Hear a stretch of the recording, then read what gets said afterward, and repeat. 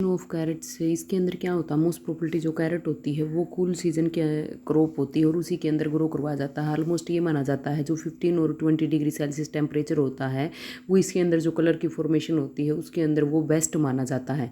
जो रेंज रहती है पीएच की सॉइल के अंदर वो 6 to 7 रहती है और उसके अंदर ही बेटर क्वालिटी हम पा सकते हैं। ऐसी पीएच अगर मिल जाती है सॉइल की तो उसके अंदर मोस्ट प्रोबेबिलिटी इसके अंदर जो अर्ली वैरायटी होती है उनको हम फरवरी और मार्च के अंदर ग्रो करवाते हैं। लेकिन अगर इस कंडीशन में हम ग्रो करवाते हैं, इस इन्वायरमेंट पे ग्रो करवाते हैं तो उनको फ्लीस वगैरह से कवर करना पड़ता है ताकि उनके ऊपर कोई भी प्रॉब्लमेटिक कंडीशन न आने पाए और उससे वो प्रोटेक्शन मिल सके अगर फ्लीस वगैरह से हम कवर कर देते हैं। तो जो अगस्त और सितंबर होता है मोस्ट प्रोबेबिलिटी जो हमारी देसी वैरायटी होती है उनके लिए बेस्ट टाइम माना जाता है, जबकि जो यूरोपियन कंट्री के अंदर या फिर जो यूरोपियन वैरायटी हम ग्रो करवाते हैं वो अक्टूबर और नवंबर मंथ इसके लिए बेस्ट माना जाता है।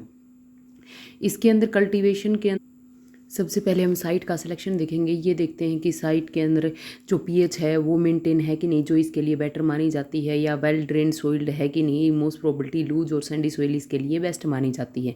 तो हम ऐसे एरिया को पहले चूज करते हैं कि कहाँ पर हमें कल्टीवेशन करवाना है। फिर वहाँ पर देखने के बाद में हमें सोइल की प्रिपरेशन करनी पड़ेगी।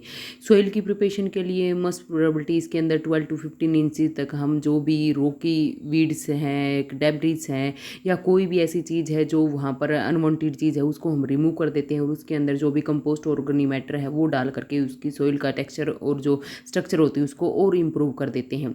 फिर उसके बाद में प्लांटिंग करवाते हैं। मोस्ट प्रोबेबिलिटी जो कैरेट होता है वो सीड के थ्रू ही ग्रो करवाते हैं। हम इसके अंदर डायरेक्टली हम सोइल के अंदर सीड को डाल देते हैं और उसके अंदर एक जो स्पेस मेंटेन करना चाहता है वो वैरायटी के ऊपर डिपेंड करता है कि आप कितना स्पेस उसके अंदर क्रिएट करना चाहते हैं, जैसे कि उसकी ग्रोथ कितने अच्छे से हुएगी कैरेट की उसके बेसिस पे रहता है। तो हम उसके अकॉर्डिंग प्रॉपर स्पेसिंग के बेसिस पर उसके अंदर सीड को ग्रो करवाते हैं।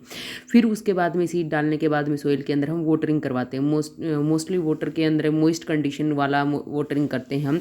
ऐसा नहीं होने चाहिए कि उसके अंदर वाटर लो कंडीशन रहे और अगर वहाँ पर जर्मिनेशन हो गया है तो उसके बाद में ऐसा ना हो कि जो वाटरिंग है वो ओवरहेड हो जाए, फोलिएज डिजीज होने की पॉसिबिलिटी रहती है अगर ऐसी कंडीशन हो जाती है। तो मोस्ट प्रोबेबिलिटी इसके अंदर ट्वाइस ए वीक हम डिपेंड, मोस्टली क्या होता है कि वेदर के ऊपर भी डिपेंड करता है, इधर हम ट्वाइस ए वीक भी इसको वाटरिंग करवाते हैं। थिनिंग, अगर वहाँ पर हमने सीड को जर्मिनेशन देखा है और उसको जर्मिनेट करवाने के बाद हम ये पाते हैं कि वहाँ पर अच्छे से स्पेसिंग नहीं होने पाई है या फिर वो बहुत ही डेंसली प्रेजेंट है, वहाँ पर सीड की ग्रोथ हो गई है, तो उसके अंदर से कुछ कुछ को हम बीच में से रिमूव कर देते हैं और एग्जैक्टली जो स्पेस हम वहाँ पर मेंटेन करना चाहते हैं उनको रिमूव करके कर सकते हैं। देन इसके अंदर है वीड कंट्रोल। इसके अंदर हम जो वीड वगैरह है उनसे फ्री करवा देते हैं उस एरिया को, क्योंकि वो क्या करते हैं अगर वहाँ पर प्रेजेंट रहेंगे वीड तो वो क्या करते हैं न्यूट्रिएंट के लिए जो कैरेट वाला प्लांट होता है उसके साथ कम्पीट करेंगे और ये उसके लिए हार्मफुल हो जाएगा, उसको न्यूट्रिशन नहीं मिलने पाएगा। दैन फर्टिलाइजेशन की टर्न आती है, तो इसके अंदर ये क्या होते हैं कैरेट जो होते हैं वो लाइट फीडर होती है, तो इसके लिए एक बैलेंस्ड फर्टिलाइजर की ही ज़रूरत पड़ती है और ऑलमोस्ट इसके अंदर टाइम टू टाइम हम चेक करते रहते हैं, जिस भी रिक्वायरमेंट होती है वैसे देते हैं। और लेकिन इसके अंदर जो हाफ वे होता है इसका या आधा टाइम हो जाता है उसकी मैच्योरिटी से पहले का, तो उस टाइम इसको फर्टिलाइजेशन की रिक्वायरमेंट हद से ज़्यादा पड़ती है, तो उस टाइम तो फर्टिलाइजेशन देना इसको नेसेसरी हो जाता है। पेस्ट और डिजीज़ मैनेजमेंट भी इसके अंदर हमें देखना पड़ेगा, तो टाइम टू टाइम मोनिटर करना पड़ेगा हमें कि उसके अंदर कोई भी डिजीज़ ने इन्फेक्शन न कर दिया हो। पेस्ट के अंदर जैसे most probability carrot rust fly होती है और डिजीज़ की अगर बात करते हैं तो कैरेट ब्लाइट डिजीज़ होती है जो इसको अफेक्ट कर सकती है, तो इसको किसी भी ऑर्गेनिक या केमिकल बेसिस से हम कंट्रोल कर सकते हैं।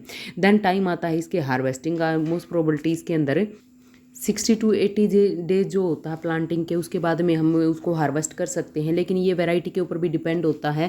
हम थोड़े से एरिया के अंदर एक दो प्लांट को उखाड़ करके देखते हैं कि उसने अच्छा सा डिजायरेबल साइज गेन कर लिया है जो उस वैरायटी का होता है, या अच्छे से कलरिंग वगैरह हो गई है। अगर इस टाइम से हम देखते हैं तो उसको वहाँ से क्या कर देते हैं सोइल को लूज कर देते हैं उसके साइड बाई एरिया से, और लूज सोइल में से कैरेट को हम बाहर निकाल लेते हैं और फिर उनको वॉशिंग वगैरह करके स्टोर के लिए रख देते हैं अच्छे से क्लीन करके। स्टोरेज के लिए हम मोस्ट प्रोबेबिलिटी इसके अंदर जो भी फोलिएज है या जो भी अनवांटेड चीज़ें हैं जैसे कि सोइल हो गई या और कुछ डेब्रिस वगैरह साथ में लग गए हैं उसके, तो उनको रिमूव करके क्लीन करके रूट सेलर के अंदर या रेफ्रिजरेटर के अंदर हम स्टोर कर सकते हैं। इसको हम काफ़ी टाइम तक भी स्टोर करके रख सकते हैं, मंथ के लिए भी स्टोर कर सकते हैं और वीक के लिए, वो डिपेंड होता है हम स्टोरेज किस टाइप से करते हैं। तो इस तरीके से हम अच्छी वे से उसका कल्टीवेशन या स्टोरेज कर सकते हैं।